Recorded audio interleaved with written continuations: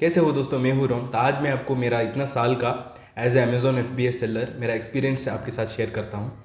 अगर आप एक बिगिनर है वरना अगर आप एक एग्जिस्टिंग सेलर है, आपको एक्सपेक्टेड रिजल्ट्स नहीं मिल रहा है, तो ये वीडियो आपको हेल्पफुल रहने वाला है, क्योंकि इसमें कई सारा मैं पॉइंट्स कवर कर दूंगा जो आपको बहुत यूज़फुल रहता है। तो अगर आप इस चैनल के लिए नहीं है, मैं अमेजोन FBA एंटरप्रेन्योरशिप और बीच में लीगल और टैक्सेशन का भी वीडियोस में डालता रहूँगा, तो सब्सक्राइब करना मत भूलिए। तो मैं बिना देर करके इस वीडियो को शुरू करता हूँ। तो सबसे पहला पॉइंट है कौन सा मार्केट प्लेस आपको चुनना है। तो बिगिनर्स को हमेशा एक मतलब कन्फ्यूजन रहता है कि उनको कौन सा मार्केट प्लेस पिक करना है, क्योंकि वो मतलब कई सारे वीडियोस देखते हैं तो वो सोचते हैं कि मुझे यूएस में सेल करना है, क्योंकि यूएस सबसे बड़ा मार्केट प्लेस है स्पेशली अमेजोन FBA के लिए। पर आपको एज ए एंटरप्रेन्योर आपको आपके इनकम गोल्स के बारे में सोचना है। तो आपका इनकम गोल्स अचीव करने के लिए डेफिनेटली इंडियन मार्केट प्लेस सबसे बड़ा अपॉर्चुनिटी है, क्योंकि आप जब बिजनेस करने की सोचते हैं specially Amazon FBA private labelling, तो आपको लॉन्ग टर्म सोचना है। तो लॉन्ग टर्म सोचने के लिए आपको फ्यूचर के बारे में आपको थोड़ा लॉजिकली थिंक करना बहुत ज़रूरी है।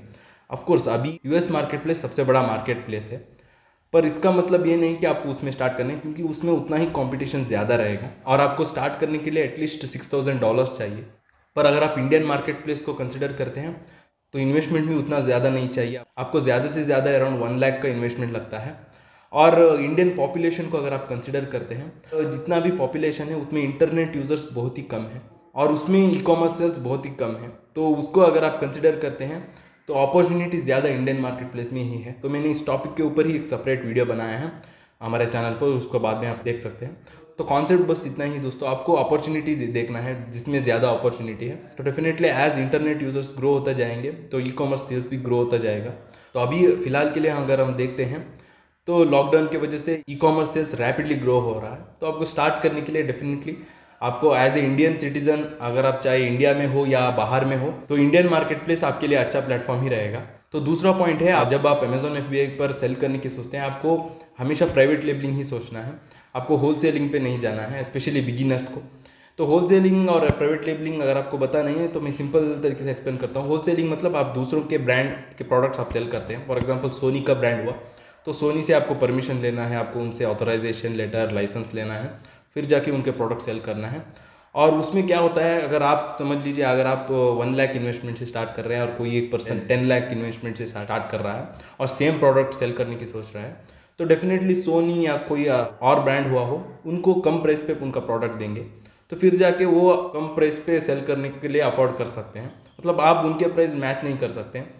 तो अमेजोन पर आपको मतलब बाई बॉक्स पे लिए आपको कॉम्पीट करना पड़ेगा, और बाई बॉक्स हमेशा मतलब प्राइस के ऊपर ही डिपेंड होता है, 90% प्राइस के ऊपर ही डिपेंड होता है।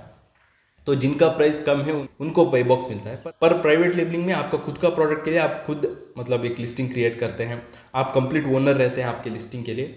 तो आप सिर्फ आप ही उस प्रोडक्ट को सेल कर सकते हैं और आपको प्राइस वॉर भी नहीं रहता है, क्योंकि आप कुछ डिफ्रेंसिएशन करते हैं। आप मतलब आपके MRP आप खुद सेट करते हैं, आपका जो सेलिंग प्राइस है आप खुद सेट करते हैं। तो इसीलिए वो कंपटीशन नहीं रहता है। तो इसीलिए मैं हमेशा प्राइवेट लेबलिंग करने का रेकमेंड करता हूँ, जो मैं खुद करता हूँ भी हूँ। और तीसरा है, आपको मतलब सेलिंग प्राइस जो कॉम्पिटिटर्स रख रहा है उसी सेलिंग प्राइस को आपको रखने की ज़रूरत नहीं। ये तो मैंने एक्सपीरियंस से कई बार देखा है और मैंने खुद इम्प्लीमेंट किया है मैंने बिजनेस पे, कि कई सारे एग्जिस्टिंग सेलर्स हुआ हो या बिगिनर्स हुआ हो कि सोचते हैं कि मुझे भी उसी प्राइस पे सेल करना है जो कॉम्पिटिटर्स सेल कर रहे हैं। तो उस तरह नहीं दोस्तों, स्पेशली इंडियन मार्केट प्लेस में कई सारा सेलर्स जो रहते हैं, पुराना सेलर्स, वो कुछ डिस्ट्रीब्यूटर से खरीदते हैं और सेल करते हैं। तो इसका मतलब वो अफोर्ड नहीं कर सकते हैं डिफ्रेंशिएशन करने का।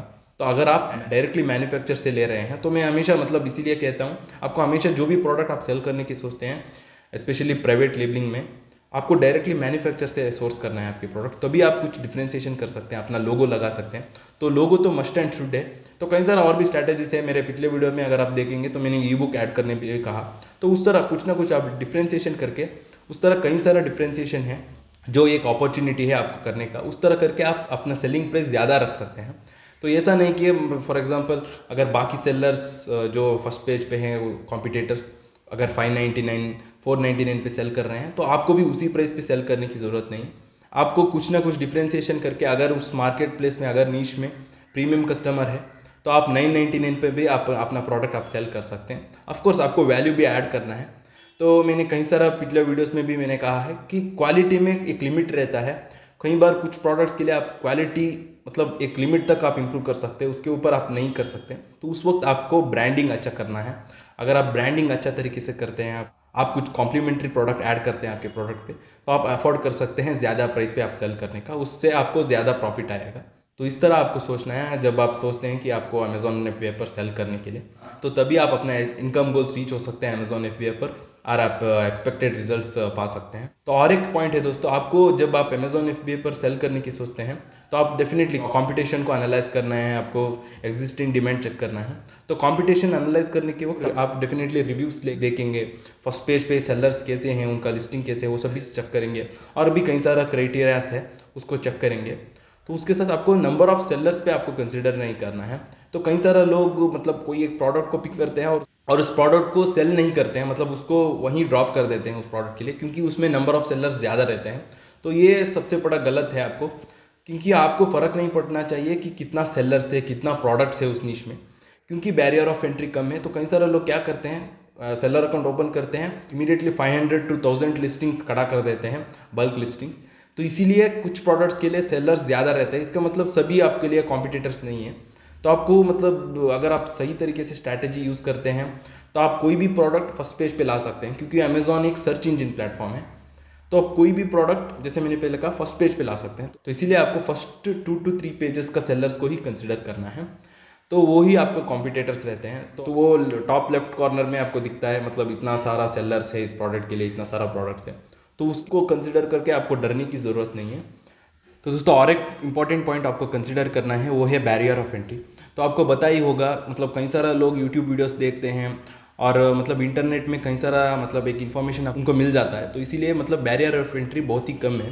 तो इस तरह ऑनलाइन बिजनेस अमेजॉन एफबीआई के लिए, तो इसीलिए मतलब ज़्यादा से ज़्यादा सेलर अकाउंट खुलता है। तो इसका मतलब ये नहीं कि सभी मतलब सक्सेसफुल बन जाता है। तो डेफिनेटली वो उनका नॉलेज, उनका एक्सपीरियंस, उनका एफर्ट पे ही डिपेंड होता है। तो इसको आपको याद रखना है। तो कई सारा लोग रहते हैं, स्पेशली बिगिनर्स, मतलब वो उनका सेलर अकाउंट ओपन कर देते हैं, कुछ प्रोडक्ट, पहला प्रोडक्ट लॉन्च करते हैं, और क्योंकि उनका लैक ऑफ नॉलेज से तो वो प्रोडक्ट फेल हो जाता है और हार मान जाते हैं, और कहते हैं कि अमेजॉन प्लेटफॉर्म अच्छा नहीं है, ई कॉमर्स अच्छा नहीं है। तो डेफिनेटली लॉजिकली उनको भी पता रहता है कि ई कॉमर्स मेगा ट्रेंड है, डेफिनेटली इसमें इनकम आना ही चाहिए, पर वो मतलब इनफ एफर्ट्स और नॉलेज गेन करने के लिए रेडी नहीं रहता है। तो ये आपको जानना है। तो ये कोई ऐसा बिजनेस नहीं है, मतलब कुछ दिन के लिए करते हैं और उसमें इनकम करते हैं पर और क्लोज करते हैं, उस तरह नहीं है। आपको लॉन्ग टर्म सोचना है। आप मतलब मेरा अगर आप कंसिडर करते हैं, मैंने मैकेनिकल इंजीनियरिंग किया था पढ़ाई में, और 2018 में मतलब मैं पास आउट हो चुका था। पर 2018 में ही मैंने अमेजॉन एफबीआई अपना बिजनेस स्टार्ट किया था, और 2017 से मैं कुछ मतलब ebay.in था उस वक्त, तो उस वक्त ebay.in से अमेजॉन पे फ्लिप कर रहा था, और 2018 में मुझे प्राइवेट लेबलिंग का अपॉर्चुनिटी के बारे में पता चला और मैंने किया। तो तब से मैं फुल टाइम अमेजॉन एफबीआई ही करता हूँ। तो मुझे जॉब जाने के लिए कोई नौबत ही नहीं आया। तो उस तरह है, उतना मतलब लॉन्ग टर्म के लिए बिजनेस चलाने की सोच रहा हूँ। तो कई सारा सेलर से मतलब अमेजॉन एफबीआई के वो फुल टाइम डिपेंडेंट ही है। तो उस तरह है बिजनेस। तो आपको लॉन्ग टर्म सोचना है। तो आपको जितना हो सके उतना एफर्ट लगाना है, और उतना ही आपको रिटर्न्स इसमें आएगा। मतलब उस तरह है दोस्तों। तो आपको पहला स्टेप है, आपको सही तरीके से सीखना है, आपको सही तरीके से प्लान करना है आपका बिजनेस को, और आपको इस चेकलिस्ट बनाना है, अपने आप के लिए एक रोड मैप बनाना है। तो उस तरह उसके बाद आपको बिजनेस चलाना है। आपको बिना कोई मतलब एफर्ट लगा के, बिना कोई नॉलेज गेन करके आप बिजनेस चलाने की सोचते हैं, तो डेफिनेटली वो अपहिल बैटल हो जाएगा आपके लिए। तो ये मैं लास्ट पॉइंट में मैं कहना चाहता था। तो उम्मीद करता हूँ ये वीडियो आपको हेल्पफुल हुआ होगा, और इसी तरह मेरे साथ जुड़े रहे। मैं आपके साथ और भी ई कॉमर्स का नॉलेज और एक्सपीरियंस शेयर करता रहूँगा, क्योंकि मतलब अमेजॉन एफबीआई मतलब हर बिजनेस की तरह आपको हर टाइम के लिए आपको अडाप्ट होना बहुत ही इंपॉर्टेंट है।